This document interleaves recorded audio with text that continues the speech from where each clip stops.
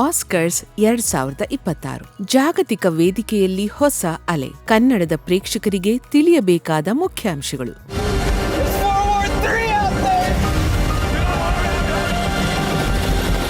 Hollywood cinema ರಂಗದ ಪ್ರತಿಷ್ಠಿತ Oscars ಪ್ರಶಸ್ತಿಗಳು ಪ್ರತಿ ವರ್ಷದಂತೆ ಈ ಬಾರಿಯೂ ಕುತೂಹಲ ಮತ್ತು ಚರ್ಚೆಗಳಿಗೆ ವೇದಿಕೆಯಾಗಿವೆ.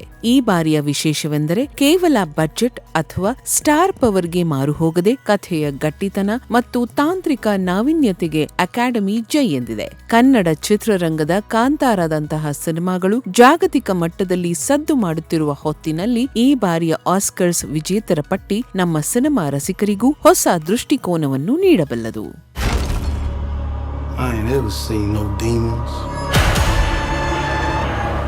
ಕನ್ನಡದ ವೀಕ್ಷಕರಿಗಾಗಿ 2026 ಆಸ್ಕರ್ಸ್ ಮುಖ್ಯಾಂಶಗಳ ಪಟ್ಟಿ. ಪಾಲ್ ಥಾಮಸ್ ಆಂಡರ್ಸನ್ ಅವರ ಒನ್ ಬ್ಯಾಟಲ್ ಆಫ್ಟರ್ ಅನದರ್ ಸದ್ದು.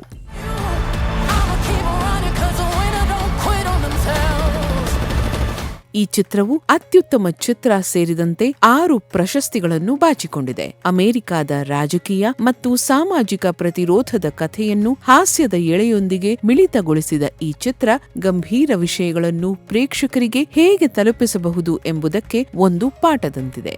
ಇದೇ ಚಿತ್ರಕ್ಕಾಗಿ ಪಾಲ್ ಥಾಮಸ್ ಆಂಡರ್ಸನ್ ಅವರಿಗೆ ಅತ್ಯುತ್ತಮ ನಿರ್ದೇಶಕ ಪ್ರಶಸ್ತಿಯೂ ಸಂದಿದೆ. I really blew it when I won a Best Director award and I forgot to thank my cast. Michael B Jordan ಅವರ ಐತಿಹಾಸಿಕ ಗೆಲುವು.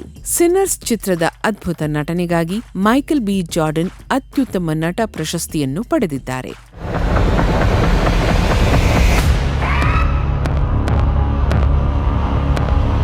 ಈ ಚಿತ್ರಕ್ಕೆ ದಾಖಲೆಯ 16 ನಾಮನಿರ್ದೇಶನಗಳಿದ್ದವು.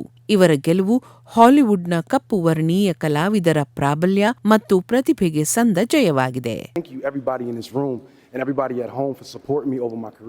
ಜೆಸ್ಸಿ ಬಕ್ಲಿ, ಹ್ಯಾಮ್ನೆಟ್ ಮೂಲಕ ಕಮಾಲ್.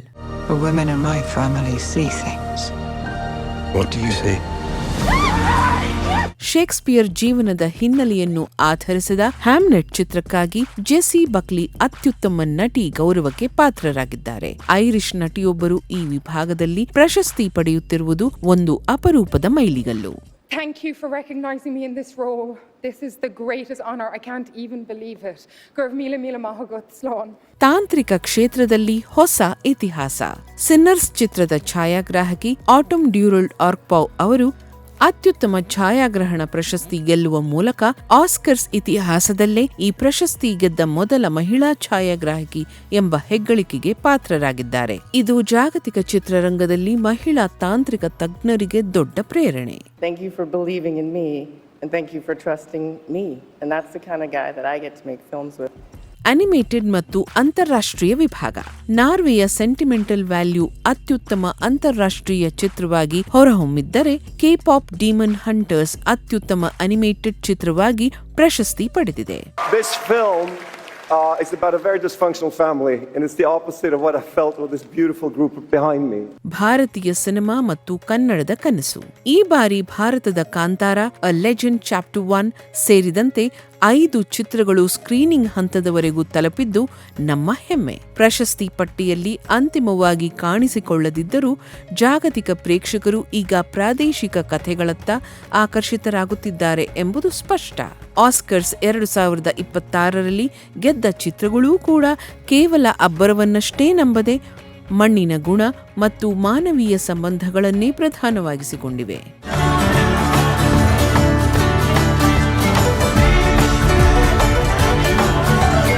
ಸಿನಿಮಾ ಎಂಬುದು ಭಾಷೆಯ ಗಡಿದಾಟಿ ಸಂವಹನ ನಡೆಸುವ ಶಕ್ತಿ ಹೊಂದಿದೆ ಎಂಬುದಕ್ಕೆ ಈ ಬಾರಿಯ ಆಸ್ಕರ್ಸ್ ವೇದಿಕೆಯೇ ಸಾಕ್ಷಿ. ನಮ್ಮ ಕನ್ನಡದ ಕಥೆಗಾರರು ಮತ್ತು ನಿರ್ದೇಶಕರು ಈ ಜಾಗತಿಕ ಟ್ರೆಂಡ್ಗಳನ್ನು ಗಮನಿಸಿದರೆ ಮುಂದಿನ ದಿನಗಳಲ್ಲಿ ಕನ್ನಡಿಗನೊಬ್ಬ ಆಸ್ಕರ್ ವೇದಿಕೆಯ ಮೇಲೆ ನಿಂತು ಮಾತನಾಡುವ ಕಾಲ ದೂರವಿಲ್ಲ.